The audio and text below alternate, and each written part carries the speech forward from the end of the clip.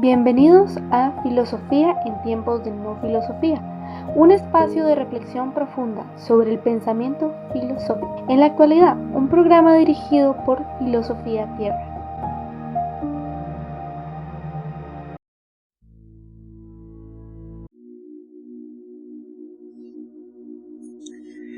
Proverbios 11, del 1 al 11.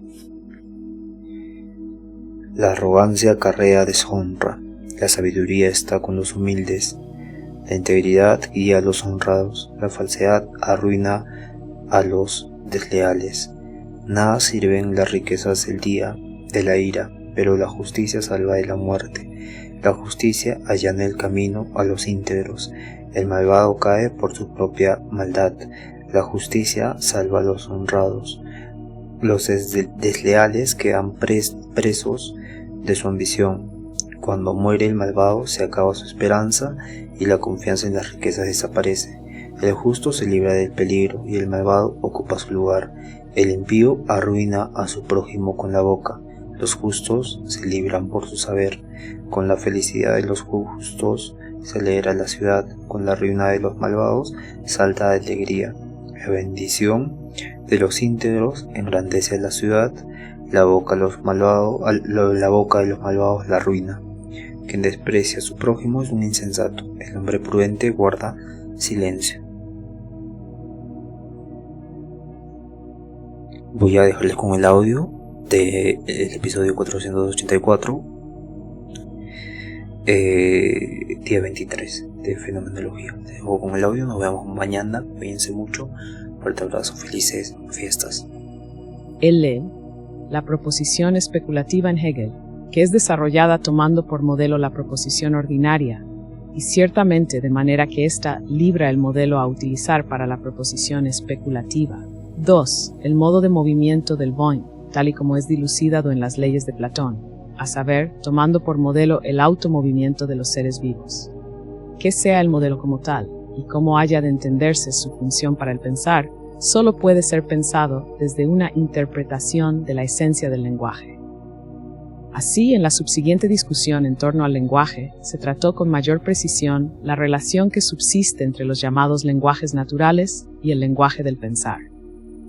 El discurso de modelos ónticos da por supuesto que el lenguaje tiene principalmente un carácter óntico, de manera que el pensar, que solo puede manifestar mediante la palabra lo que quiere decir ontológicamente, se encuentra en el trance de tener que utilizar al respecto modelos ónticos. Pero, aun prescindiendo de que el lenguaje no es solo óntico, sino globalmente óntico-ontológico, cabe preguntar si no pudiera darse un lenguaje del pensar, que de tal manera hablase lo simple del lenguaje que hiciese cabalmente visible la limitación del lenguaje metapsico. Pero de eso no se puede hablar. Esto lo decide el éxito o el fracaso que acompaña a un tal decir. En lo que en definitiva concierne al lenguaje natural, no es este primeramente metasie, mucho más bien es metafísica, ligada a la ontología griega, nuestra interpretación del lenguaje ordinario. Pero la relación del hombre al lenguaje pudiera transformarse análogamente a la transformación de la relación al ser. Al final de la sesión se leyó una carta de Heidegger, que vio la luz pública como prólogo al libro de Richardson, poco después aparecido, Heidegger, Der Weg von der Phänomenologie zum Seinsdenken, Heidegger, el camino de la fenomenología al pensar del Sen. Esta carta, que responde ante todo a dos preguntas a saber, ¿cuál haya sido el primer impulso que ha determinado su pensar? Y la cuestión de la vuelta, iluminó las conexiones que existen a la base del texto discutido, que recorre el camino que va de ser y tiempo a tiempo y ser, y de aquí al acaecimiento apropiador. La sexta y última sesión comenzó atendiendo a algunas preguntas anteriormente planteadas. Concernían al sentido que reside en las palabras transformación, transmutación, cuando se habla de la plenitud de transformaciones del ser. Transformación, transmutación, son palabras primeramente dichas dentro de la metafísica y para la metafísica, y significan entonces las cambiantes figuras en las que se muestra histórico-epocalmente el ser. La pregunta rezaba, ¿por virtud de qué es determinada la secuencia de las épocas?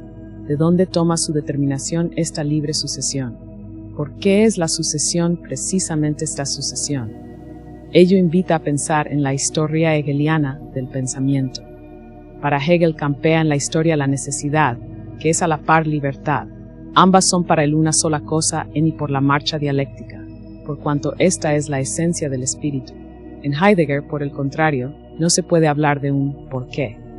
Lo único que puede decirse es el hecho de que así sea la historia del ser.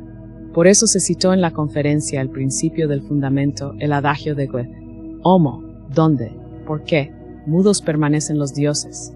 Tú mantente en el entanto y no preguntes ¿por qué?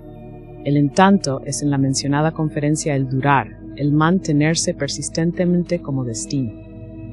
Dentro del hecho de que, y en su sentido puede también el pensar afirmar algo así como la necesidad, algo así como una legalidad y una lógica en la secuencia de manifestaciones del ser. Cabe pues decir que la historia del ser es la historia del creciente olvido del ser. Entre las transformaciones epocales del ser y la retirada se deja ver una relación, que no es empero la de una causalidad. Cabe decir que cuanto más se aleja uno del alba del pensar occidental, de la Okiueta, tanto más cae ésta en el olvido, tanto más inequívocamente emerge el saber, la conciencia, y se retira así el ser. Esta retirada del ser permanece además oculta. En el Capunteo hay de Heráclito es por primera y última vez expresado lo que es la retracción, el retirarse de la Ake-Yok como Olki, Usiol da paso franco a la transformación del ser de la Eve Piaget a la Crualitas, etc. De este significado de transformación, dicho con referencia a la metafísica, hay que distinguir con nitidez aquel otro que es esmentado cuando se habla de que el ser es transmutado en el acaecimiento apropiador. Aquí no se trata de una manifestación del ser comparable con las figuras metánsicas del ser y a las que como si fuese una nueva sigue. Lo mentado con ello es más bien que el ser, y con él sus manifestaciones epocales, es contenido en el destino, pero cancelado como destino en el acaecimiento apropiador.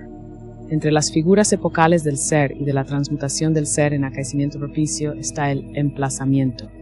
Este es casi como una estación intermedia, ofrece un doble rostro, es y cabría decir una cabeza de acejano, pues puede ser todavía entendido como una continuación de la voluntad de querer, y por ende como una acuñación extrema del ser, mas a la par es una forma anticipada del acaecimiento apropiador mismo. En el curso del seminario se habló con frecuencia del vivir una experiencia, del experienciar. Así se dijo, entre otras cosas, el desvelarse en el acaecimiento apropiador tiene que ser experienciado, no puede ser demostrado. Una de las últimas preguntas que se formularon concernía al sentido de este experienciar. Dicha pregunta encontraba una cierta contradicción en que el pensar deba, ciertamente, ser el experienciar de la índole misma de la cosa, mientras que, por otra parte, es la preparación de esa experiencia. De ahí se desprende así se concluyó que el pensar, y por ende también el pensar intentado en el propio seminario, no es todavía la experiencia. ¿Pero qué es entonces esta experiencia? ¿Es la abdicación del pensar? De hecho, sin embargo, el pensar y la experiencia no pueden ser contrapuestos a la manera de una alternativa. Lo acontecido en el seminario sigue siendo el intento de una preparación del pensar y por ende del experienciar. Pero esta preparación acontece ya pensando, por cuanto el experienciar no es nada místico, ningún acto de iluminación, sino la entrada o alojamiento en la morada del acaecimiento apropiador. Así el desvelarse apropiador sigue siendo, ciertamente experienciado, en el acaimiento algo que ha menester de ser más como tal, algo que precisamente pronto está necesariamente y por desvinculado con el despertar desde y para el olvido del ser.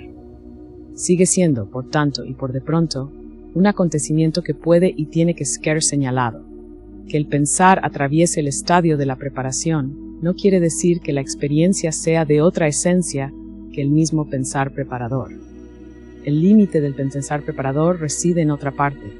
Por un lado, reside en el hecho de que posiblemente la metafísica subsiste en la fase terminal de su historia de una manera tal que hace imposible hasta la aparición del otro pensar, el cual, sin embargo, es. La consecuencia es que el pensar, que en su condición de precursor mira anticipadoramente en el acaecimiento apropiador y solo puede señalar, esto es, dar señales que deban posibilitar la dirección de la entrada en el paraje del acaecimiento apropiador, pasa por un trance análogo al de la poesía de Hölderlin, que hace un siglo no estaba ahí, y y sin embargo estaba. Por otro lado, el mencionado límite reside en el hecho de que la preparación del pensar solo puede ser realizada en un respecto particular. De modo distinto, en cada caso, esa preparación es asimismo llevada a cabo en la poesía, en el arte, etc., donde también acontecen un pensar y un hablar. Como conclusión, y para que volviera a escucharse una vez más aún, desde otro ángulo y con un sentido más unitario, aquello de lo que se habló con casi excesiva profusión durante el seminario, se leyó Die Kehre, la vuelta, de la serie de conferencias Einblick in das Was ist, mirada en lo que es. Después fueron planteadas todavía algunas preguntas a las que se respondió brevemente. La recusación del mundo, de la que se habla en Die Kehre, guarda conexión con la recusación y la retención del presente en ser y tiempo. Pues de recusación y retención puede también hablarse todavía en el acaecimiento apropiador, por cuanto conciernen al modo como se da el tiempo. Cierto es que la dilucidación del acaecimiento apropiador es el paraje de la despedida de ser y tiempo, pero estos permanecen en cierta manera como el don del acaecimiento apropiador. De la finitud del ser se habló primero en el libro sobre Kant. La finitud, aludida durante el seminario del acaecimiento apropiador del ser de la cuaterna, se diferencia empero de aquella, por cuanto ya no es pensada desde la referencia a la infinitud, sino como finitud en sí misma, finitud, fin, límite, lo propio estar oculto en lo propio. En esta dirección, esto es, desde el acaecimiento apropiador mismo, desde el concepto de la propiedad, es pensado el nuevo concepto de la finitud. Pero el acusado hizo una seña negativa. Uno tiene que comparecer, dijo, cuando es llamado, pero llamarse uno a sí mismo es la cosa más absurda que pudiera hacer. Hans Erich Nosack, Unmögliche Beweisaufnahme.